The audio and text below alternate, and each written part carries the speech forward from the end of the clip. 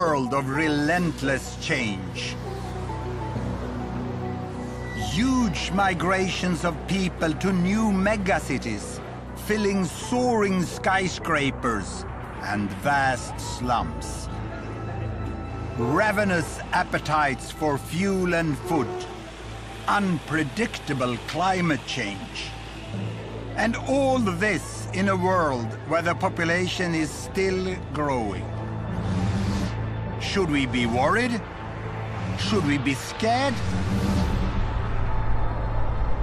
How to make sense of it all?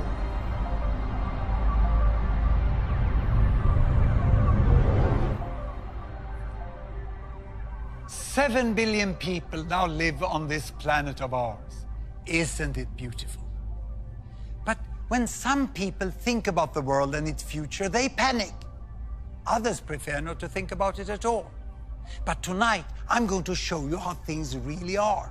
My name is Hans Rosling. I'm a statistician at... No, don't switch off. Because with the latest data from all countries, I'm going to show you the world in a new way. I'm going to tell you how world population is changing and what today's data tell us about how the future of the world will be. We undeniably face huge challenges.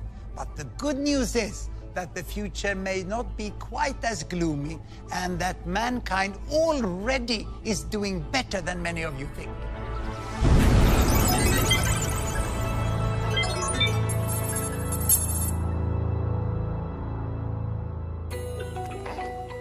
Babies, each one a blessing.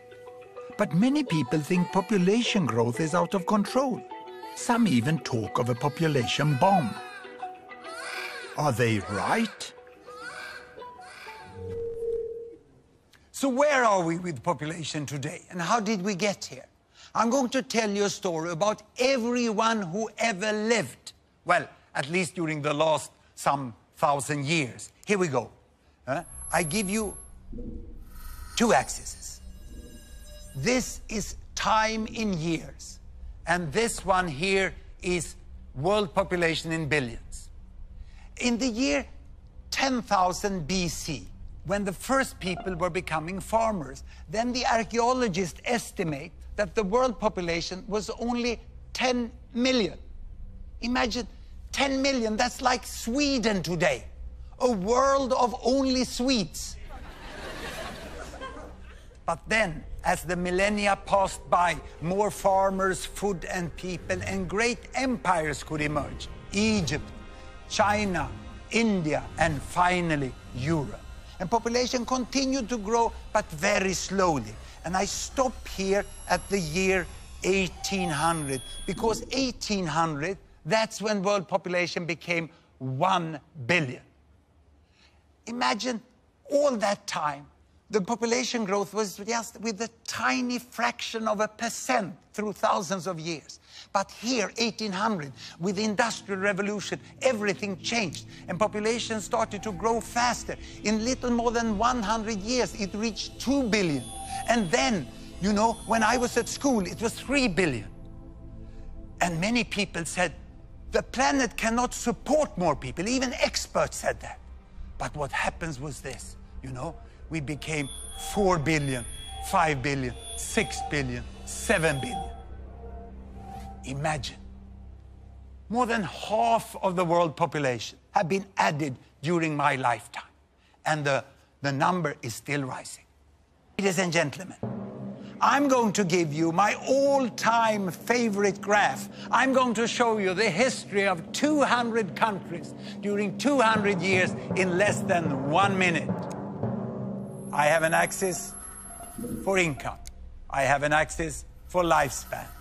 I start in 1800, and there are all the countries. And back in 1800, everyone was down in the poor and sick corner. Can you see? low lifespan, little money. And here comes the effect of the Industrial Revolution. Of course, the countries in West Europe, they are coming to better wealth, but they are not getting much healthier in the beginning. And those under colonial domination doesn't benefit anything in there. They remain there in the sick and poor corner. And now health is improving, health is slowly improving here. It's getting up here, and we are coming into the new century, and the terrible First World War, and then the economic recession after that, and then the Second World War.